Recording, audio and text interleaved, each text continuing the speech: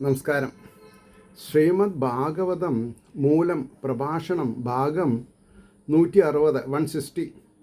ഓം gum ഗണപതയേ നമ. ഓം some സരസ്വതേ സ്വാഹ. ഓം ശ്രീ ഗുരുഭ്യോ നമ. ഓം ശ്രീ രംഗനാഥ ശർമ്മണേ നമ. നാരായണ നാരായണ നാരായണ നാരായണ നാരായണ നാരായണ നാരായണ നാരായണ നാരായണ നാരായണ നാരായണ നാരായണ നാരായണ. ഓം ശ്രീകൃഷ്ണാർപ്പണമസ്തു. ഓം ശ്രീകൃഷ്ണായ പരബ്രഹ്മണേ നമ.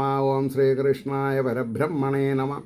ഹരേ രാമ രാമ രാമ ഹരേ ഹരേ, ഹരേ കൃഷ്ണ കൃഷ്ണ കൃഷ്ണ ഹരേ ഹരേ. ശ്രീമദ് ഭാഗവതം മൂലം പ്രഭാഷണം ഭാഗം 160. ഇന്ന് ദ്വിതീയ സ്കന്ധത്തിൽ 3-ാം അധ്യായത്തിൽ 11-ാമത്തെ ശ്ലോകമാണ് പറയേണ്ടത്. ഏതാവനേവ യജതാം ഇഹ നിശ്രേയസോദയാ ഭഗവത്യാചലോ ഭാവോ യദ്ഭാഗവത സംഗത. ഏതാവനേവ യജതാം ഇഹ നിശ്രേയസോദയാ ഭഗവത്യാചലോ ഭാവോ യദ്ഭാഗവത സംഗത. ഭഗവത് ഭക്തന്മാരുടെ ചേർച്ചയിൽ നിന്ന് ഭഗവാനിൽ ഇളക്കമില്ലാതായ വിചാരം യാതൊന്നോ ഇവിടെ ഭജിക്കുന്നവരുടെ ശ്രേയസിൻ്റെ പ്രാപ്തി ഇത് തന്നെ. അപ്പോൾ പറയണു, മുൻപറഞ്ഞ നാനാദേവതകളെ പൂജിക്കുന്നതിൻ്റെയും പരമഫലം. മുൻപറഞ്ഞ നാനാദേവതകളെ എക്സെപ്റ്റ് ഈശ്വരൻ, എക്സെപ്റ്റ് ജഗദീശ്വരൻ എന്നുള്ള അർത്ഥം പറയണം.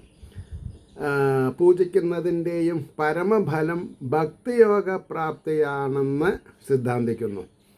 ഈ ലോകത്തിൽ ഏതു ദേവനെ ഏതൊരാഗ്രഹത്തോടുകൂടെ പൂജിക്കുന്നതായാലും ആ ദേവപ്രസാദത്താൽ ആ ഫലം മാത്രമല്ല സിദ്ധിക്കുന്നത്.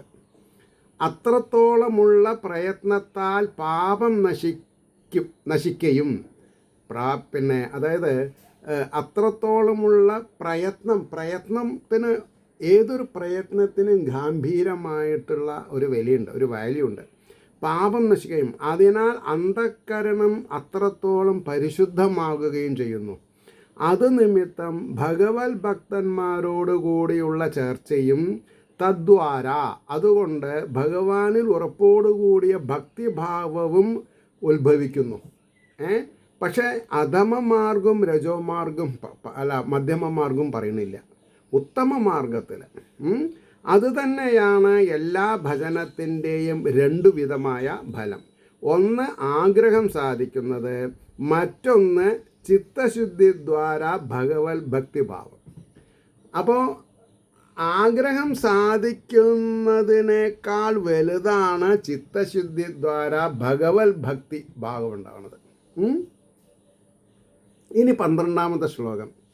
ജ്ഞാനം യഥാ പ്രതിനിവൃത്ത ഗുണോർമിചക്രം ആത്മപ്രസാദ ഉദയത്ര ഗുണേഷ്വസംഗാ കൈവല്യസമ്മതപദസ്ത്വധ ഭക്തിയോഗ കോ നിർവൃതോ ഹരികഥാസുരതിം ന കുര്യാത്. ജ്ഞാനം യഥാ പ്രതിനിവൃത്ത ഗുണോർമിചക്രം ആത്മപ്രസാദ ഉദയത്ര ഗുണേഷ്വസംഗാ കൈവല്യസമ്മതപദസ്ത്വധ ഭക്തിയോഗ കോ നിർവൃതോ ഹരികഥാസുരതിം ന കുര്യാത്. വളരെ എന്താണ് പറയുക, എടുത്ത പൊന്താത്ത ഒരു ശ്ലോകമാണത്. എല്ലാറ്റിൽ നിന്നും പ്രതിനിവർത്തിച്ചിരിക്കുന്ന ഗുണോർമികളുടെ സമൂഹത്തോടു കൂടിയ ആസ് എ ഹോൾ യാതൊന്നുകളിലുള്ള അറിവും അനന്തരം അന്ധകരണ നൈർമല്യവും അന്ധകരണ ശുദ്ധിയും യാതൊന്നുകളിൽ ഗുണങ്ങളിൽ സംഘമില്ലായ്മയും. ഗുണങ്ങളിൽ അതാണ് നിഷ്കാമകർമാവുള്ളൂ. നിഷ്കാമകർമ്മം. മറ്റത് നമ്മൾ യത്നിച്ചു, ഫലം കിട്ടി കഴിഞ്ഞു. അടുത്ത തലവേദന വരുമ്പോൾ എന്ത് ചെയ്യും? തലവേദനകൾ വരുമ്പോൾ ഒക്കെ ഈശ്വരാനുഗ്രഹം വേണമെങ്കിൽ നിഷ്കാമഫലമായിരിക്കണം. ഒന്നും ആഗ്രഹിക്കാതെ കണ്ട് കർമ്മം ചെയ്യണം.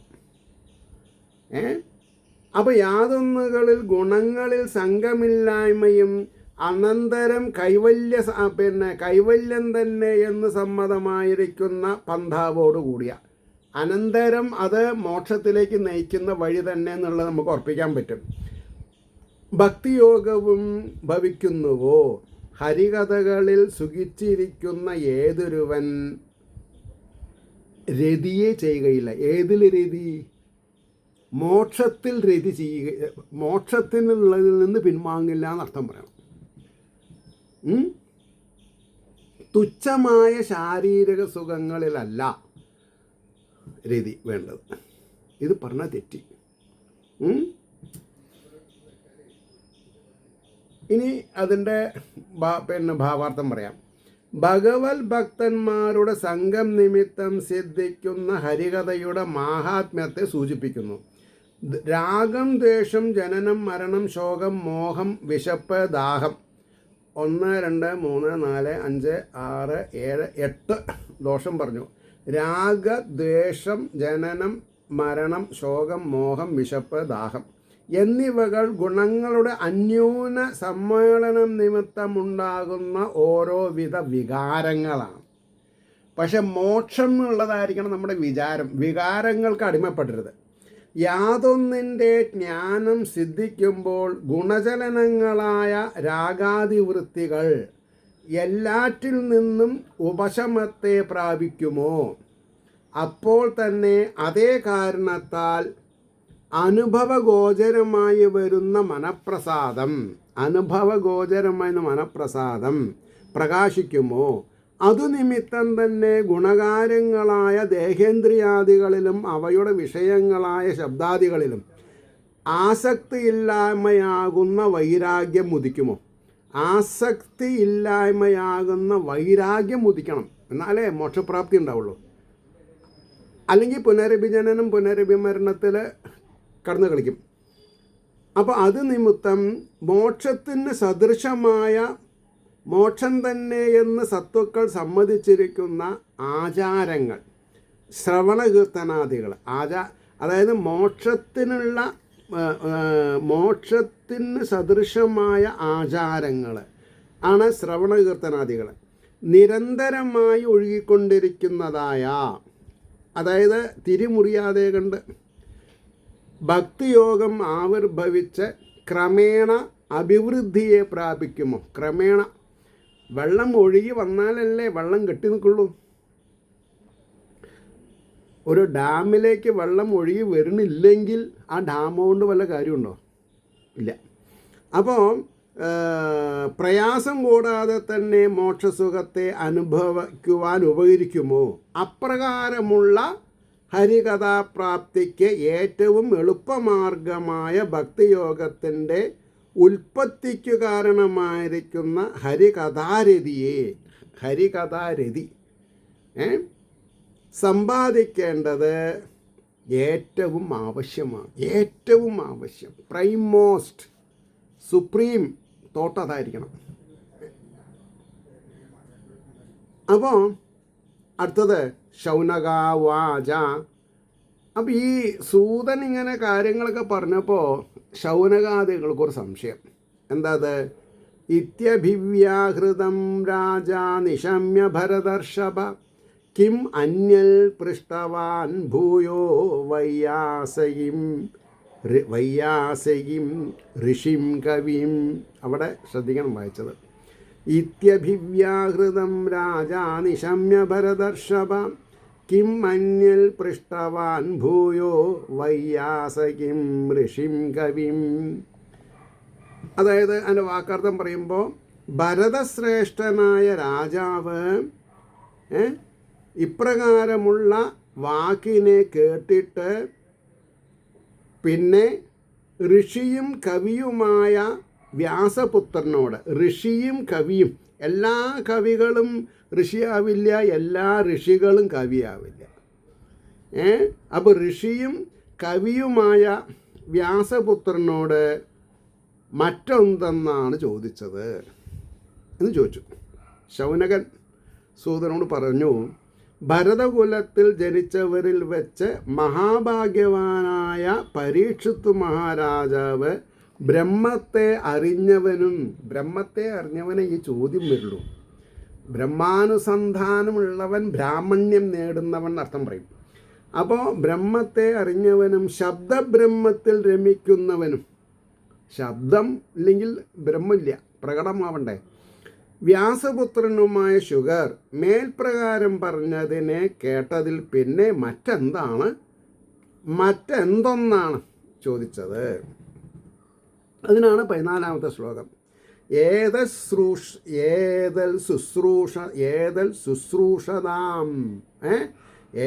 ശുശ്രൂഷതാം വിദ്വൻ സൂത ന അർഹസി ഭാഷിതും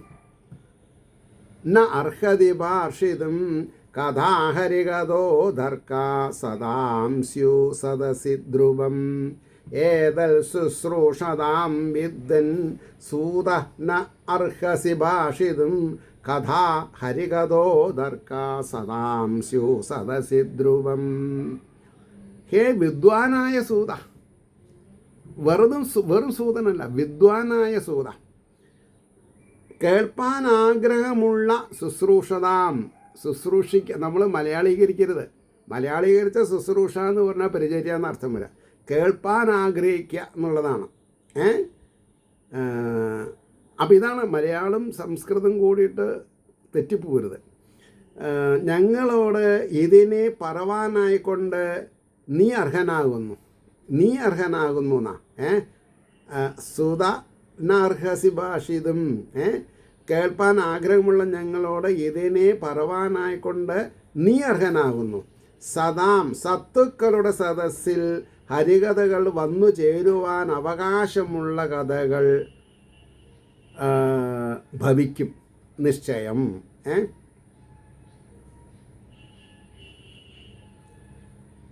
അവിടെ എനിക്ക് ചെറിയൊരു പ്രശ്നം വന്നത്,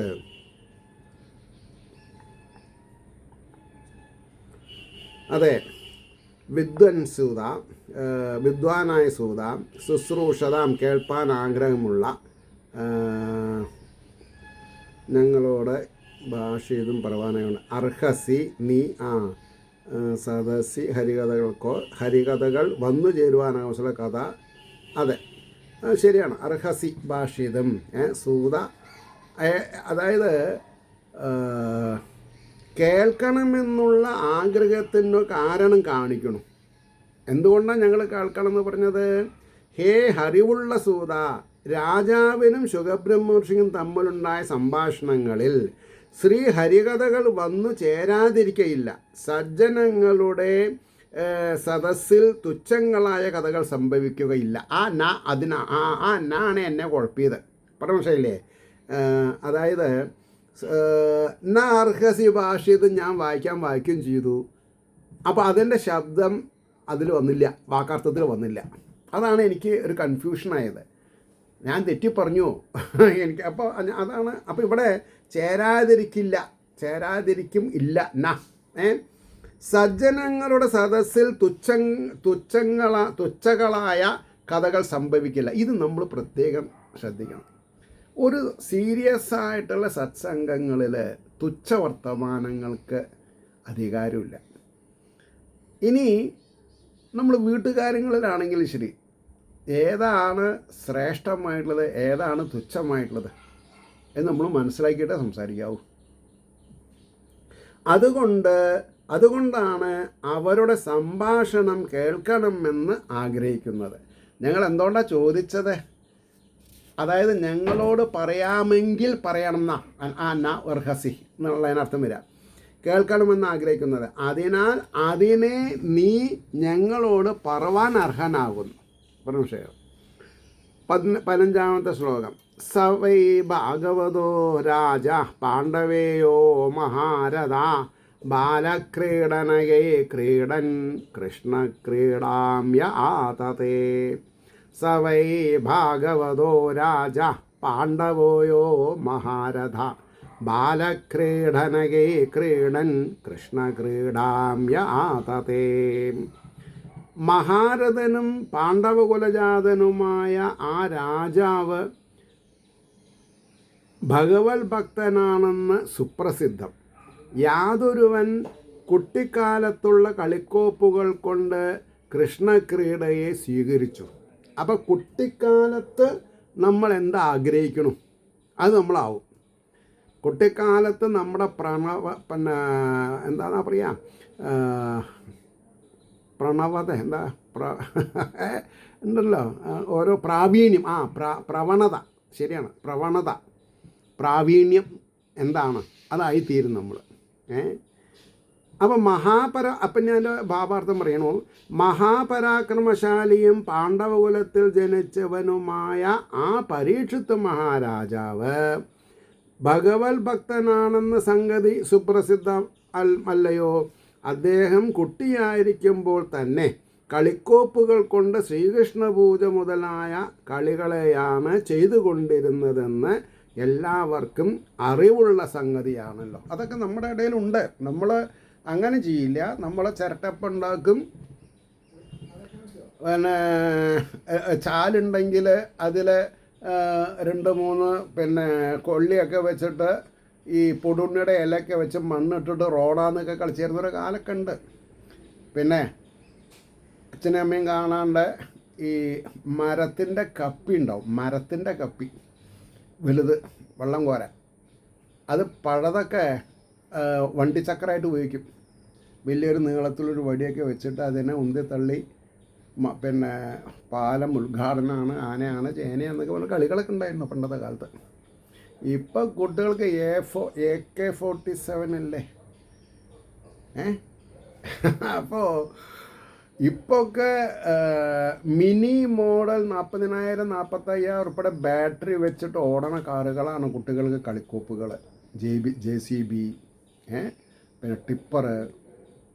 പറഞ്ഞ പക്ഷേലേ 40,000 ഉറുപ്പ്യൊക്കെ ഉണ്ടെങ്കിൽ ഒരു മാസത്തെ ചിലവ് കഴിയും ഒരു കുടുംബത്തിന്. ആലോചിച്ച് നോക്കണം. അപ്പോൾ ഉള്ളവൻ ദൂർത്തടിക്കുക ചെയ്യുന്നത്. അത് അവരുടെ ഭാഗ്യം എന്ന് പറയരുത്, ദൂർത്തണത്.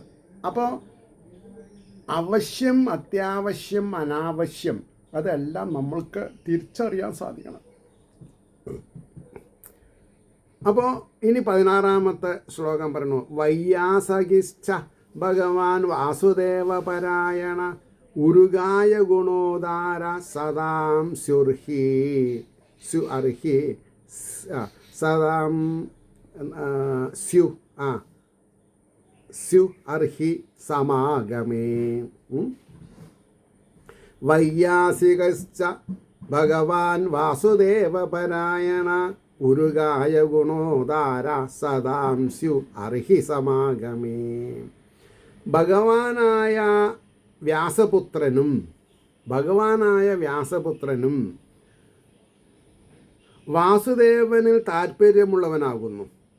സത്തുക്കളുടെ സമ്മേളനത്തിൽ അവധിയില്ലാത്ത ഗുണങ്ങൾ കൊണ്ട് ഉദാരകളായ കഥകൾ ഭവിക്കും നിശ്ചയം. ഉദാരമതികൾക്ക് ഉപദേശം കൊടുക്കാൻ സാധിക്കും. ഉദാരമഹിമ ഇല്ലെങ്കിൽ ദേഷ്യം വരും. പോയി പണി നോക്കണം.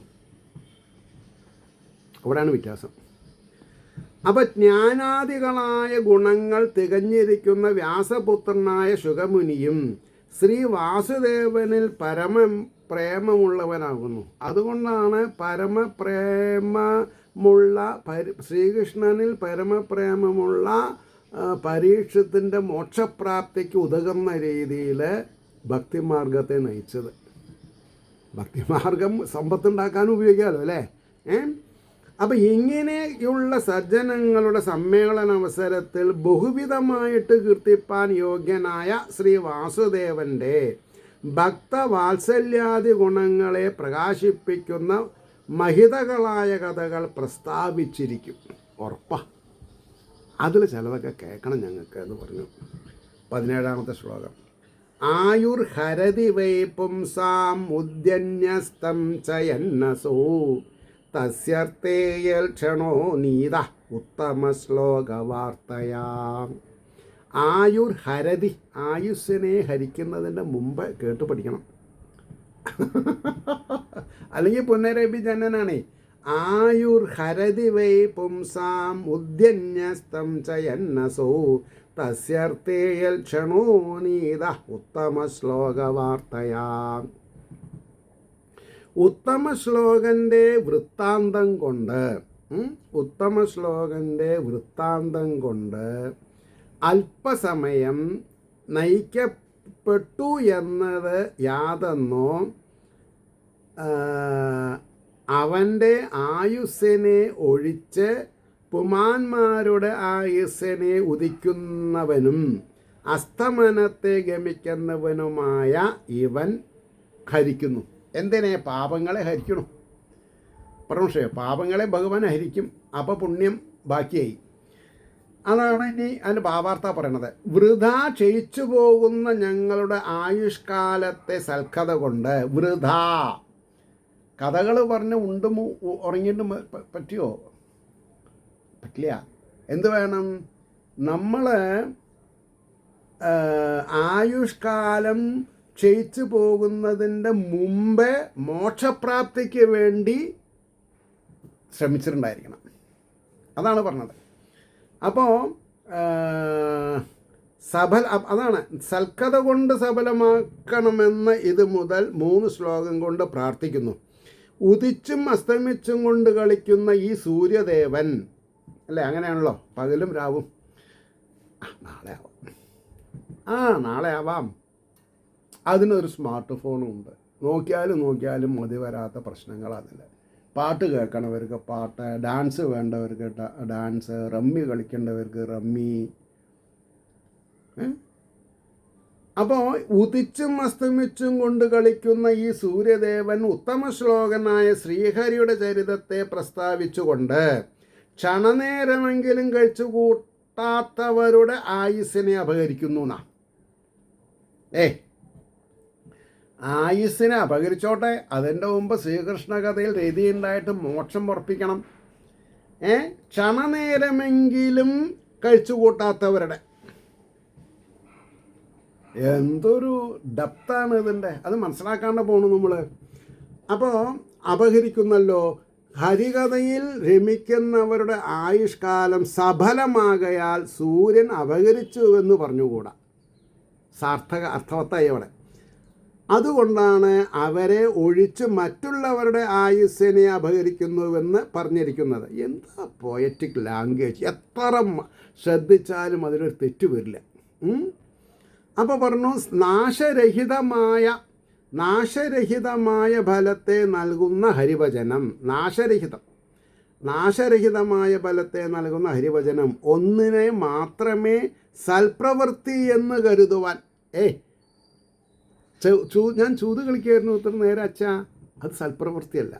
നീ എന്താ മോനെ ഗുരുവായൂരമ്പലത്തിൽ പോയിട്ട് പ്രദർശനം വയ്ക്കാണ്ട് പോകുന്നത്? അച്ഛാ, നെയ്റോസ്റ്റ് കഴിക്കേണ്ട തിരക്കാണ് അച്ഛാ. അങ്ങനെ പറഞ്ഞ കാര്യം നടക്കുമോ? അപ്പം സൽപ്രവൃത്തി എന്ന് പറഞ്ഞാൽ അച്ഛനമ്മമാരെ ശുശ്രൂഷ ചെയ്യാണ്ട് ഉദയാസ്തമന പൂജ ചെയ്തിട്ട് യാതൊരു കാര്യമില്ല. അവരിലായി കാണോ അല്ലേ എന്നുള്ളത് വേറെ കാര്യം. മാതൃദേവോ ഭവ എന്ന് നമ്മൾ പറഞ്ഞിട്ടുണ്ടോ? പ്രവർത്തിച്ചിട്ടുണ്ടോ? ഇതാരാ ഇതിൻ്റെ കണക്ക് വെച്ചിട്ടുള്ളത്? അവരവരുടെ ഹൃദയകമലത്തിൽ വസിക്കുന്ന ബാലാഗ്ര ശതഭാഗസ്യ വിസ്തരസ്യ ഏവോ ജീവ. ഗുരുവായൂരപ്പൻ കണ്ടോ കണ്ടില്ലേ എന്നുള്ളതല്ല, ഭഗവതി കണ്ടോ കണ്ടില്ലേ എന്നുള്ളതല്ല, മനസാക്ഷി ആണ് വലുത്. അപ്പോൾ സൽപ്രവൃത്തി എന്ന് കരുതുവാൻ പാടുള്ളൂ എന്നുകൂടെ സൂചിപ്പിക്കുന്നുണ്ട്. ചെറുപ്പകാലല്ലേ, കുറച്ച് വാട്ടീസൊക്കെ അടിച്ച് കുറച്ച് ചൂത് കളിച്ച് ഒന്ന് പൊടിക്കണ്ടേ? ജീവിതം പാടില്ല. അത് അതിനുള്ളതല്ല. അത് ആസുരീയ ബുദ്ധികളാണ്, അത് രാക്ഷസീയ ബുദ്ധികളാണ്.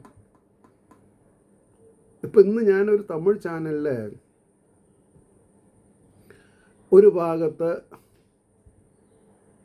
കമ്പൈൻഡ് ഫാമിലി, ഒരു ഭാഗത്ത് ന്യൂക്ലിയർ ഫാമിലി, അവർ 2 കൂട്ടക്കാരോടും കൂടി ചോദ്യോത്തരവേള ഹാങ്കർ ഗംഭീരമായിട്ട്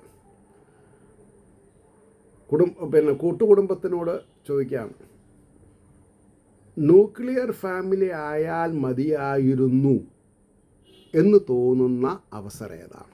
അപ്പോൾ അവരെന്താ പറഞ്ഞത്,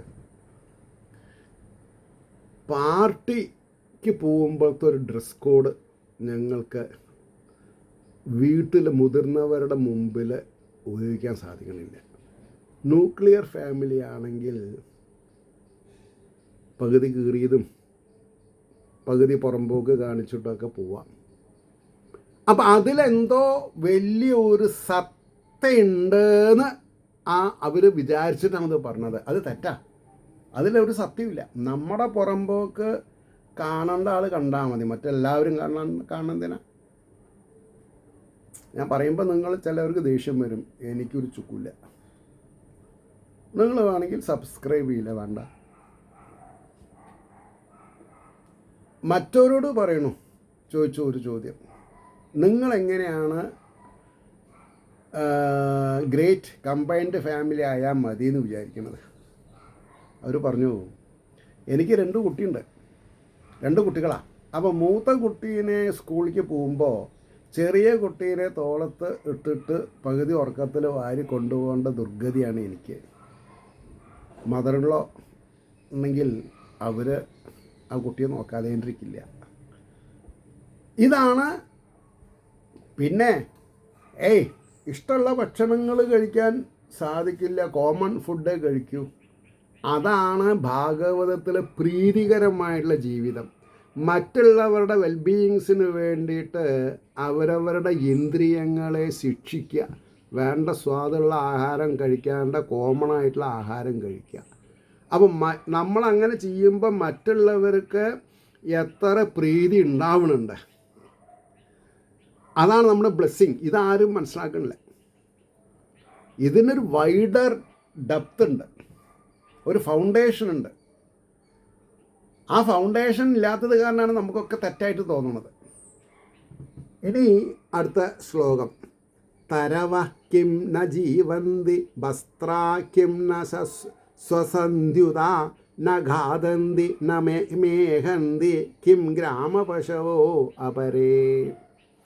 തരവ കിം ന ജീവന്തി വസ്ത്രാ കിം ന ശ്വസന്ധ്യുത ന ഘാതന്തി ന മേഹന്തി കിം ഗ്രാമപശവോ അപരേ. തരുക്കൾ, അതായത് മരങ്ങൾ ജീവിക്കുന്നില്ലയോ? തുരുത്തികളും ശ്വസിക്കുന്നില്ലയോ? അതായത് കീടങ്ങളെ, പക്ഷികളെന്നൊക്കെ പറയാം. മറ്റുള്ള ഗ്രാമപശുക്കൾ തിന്നുന്നില്ലയോ? വിഷയസുഖം അനുഭവിക്കുന്നില്ലയോ? ഉണ്ട്. പക്ഷെ അവർക്ക് വിശേഷബുദ്ധി ഇല്ല.